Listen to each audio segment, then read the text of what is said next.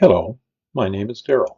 Welcome to this session that discusses Homepage Insights, which are available in Release 26.4 in the Oracle Utilities Work and Asset Cloud Surface. In this session, we'll talk about this new feature and how it can impact your business. I will give you an overview of Homepage Insights, followed by more detail to explain how you would use it and the benefits to your business. Then we'll walk you through a demonstration. Finally, we'll explain what you need to consider when implementing this product in your business and provide you with some additional resources. Homepage Insights gives the user an instant day-in-the-life view of all of the critical tasks they should work on, all on the homepage. They don't need to navigate all over the menu and invoke multiple searches to get the big picture. That is all done for them via insights that are easily configured for that user. Since those configurations are populated on the Miscellaneous tab of the user record, the configuration could be shared across new users via duplication. Now let's look at Homepage Insights in the application. Let's take a look at the new zone on the homepage, Insights. Before we actually go look at the insights, let's take a look at some things that you're going to need to set up in order for these to work. So you're going to need to create an insight group. This is detailed in the PowerPoint. Here's the insight group. I gave it a name, a description, Homepage Insights class, visual structure of list insight, and the important one, I listed the insight types. The insight types are delivered, and the order you want them to be displayed for all users needs to be detailed here. This is the order that I've assigned. You can assign any order you want, and you can decide that you're going to use or not use the insights. They need to be listed here in the order you want them displayed. You'll also notice in the PowerPoint that there's an application service and access mode that you need to assign people in order to configure their insights. And there's a tip about the work activity search zone that we try and insert the homepage insights search by for you. Just take a look at the PowerPoint. So let's go back to the home page. Now I haven't configured any of my insights, yet I still have insights. Why do I still have insights? Well, I happen to be a planner, and I have service areas detailed on my employee record. Those are already defaulted and can be overridden. So let's go look at the configuration before we go and look at the functionality. So there's those insight types. I can decide that I don't need insight types. Maybe I don't have anything to do with work requests. I can just delete the insight type here and they won't show up on my home page. I can select backlog groups. This will be used as a filter for the records that have backlog groups on them. I already am a planner, so my planner code is already shown, but I can add more planners if I want. And my employee record has a service area of north on it, so that was defaulted, and I can add additional service areas if I want. Those all act as filters on the records that are going to be displayed. So this is totally configurable by the individual user. System admins could use the zone on the Miscellaneous tab on the user record. If you wanted to create a template user that all crew foremen would have the same setup, something like that. But individual users, as long as they have that application service, will be able to modify how their insights are filtered. So let's take a look at what we see here. So here's my 6 insight types. We also have a little bit of supplemental information, so I can see how many are over. This is the overdues insight. I can see how many are overdue. And I also get a little hint there that you got 109 overdue, but you also have some activities that are overdue by 102 months. Those are pretty old. And then we have compliance activities. Those are records that have the compliance dates populated, and they're overdue by 97 months. I have 7 new work requests. Those are in my planner and my service area. Same with the approved work requests. So these are already assigned to me. These are approved in my area that I might want to assign to myself. I have 5 approved work activities that fit the configuration that I might need to be set to active.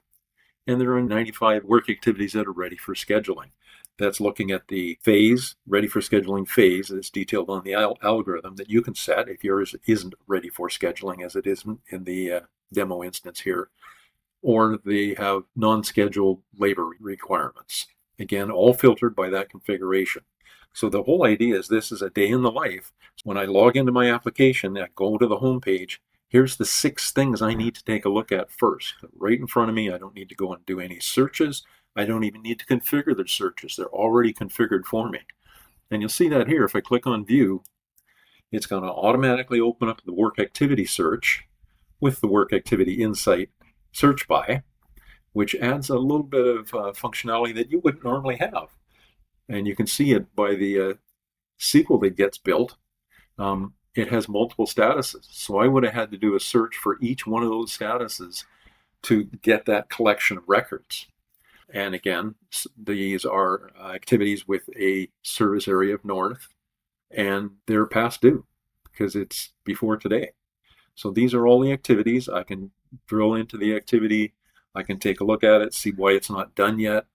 I can detail that it is done. Let's say that this is finished and completed. I would have created the service history if need be.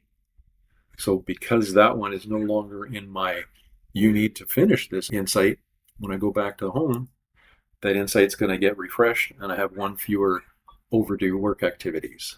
Oh, and look, that one was one of my oldest ones because now it's only 97 months old. And each of the views are very similar. They just have different SQL statements built into them. So this is only looking at compliance activities. See that it's got the compliance state populated. So if the compliance state was populated on the activity, we'll drill in and take a look at it. It's got a compliance state. Because it's got a compliance state and it's before today, it's an overdue compliance activity. Work requests are similar. I don't need to drill into all of these. I have 2 approved work requests. So it's approved and it's got a service area of north. So I probably need to go and populate my planner and turn that work request into a work order or whatever. And that's about all there is to insights. Like I say, you decide what you want them to look like, how many you want. The implementation decides the order, and you can configure the filter. Here's a screenshot of the new homepage insights and the configure insight zone you will have just seen in the demo video. In this implementation advice section, we will go through what you need to consider before enabling this feature in your business and what you need to know to set it up. The WAX 26.4 upgrade has a script to add the Work Activity Insight zone to the Work Activity Search zone in the Query Zone 10 row. If your implementation already had a custom zone in that row, the script would not insert the record, and you'll need to move the custom zone to a different row and add the Work Activity Insight zone to the Query Zone 10 row manually. You might need to perform a flush all in order for the activity-related insights to work for you. Here is the insight group you'll need to create in order for homepage insights to display. The insight types will already exist. You are defining which ones you want to be available to users and the order they will be displayed.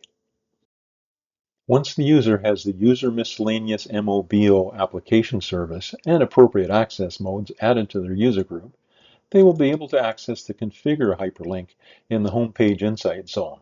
All the insight types from the insight group will be populated, and the user can add or remove the insight types as desired. That display will not affect the order the insight types are displayed on the home page. That is determined by the configuration of the insight group.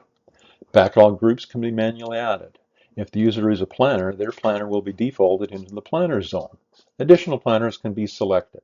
Service areas from the user's employee record will be defaulted and can be revised.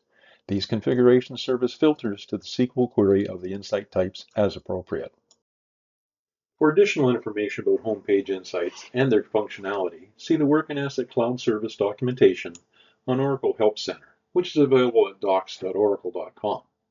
The current content of the training available within the Oracle Utilities WAM and WAX certification learning path that you can access on Oracle University at education.oracle.com does not cover this content. That training is based on a prior release. This concludes this presentation. Thank you for watching.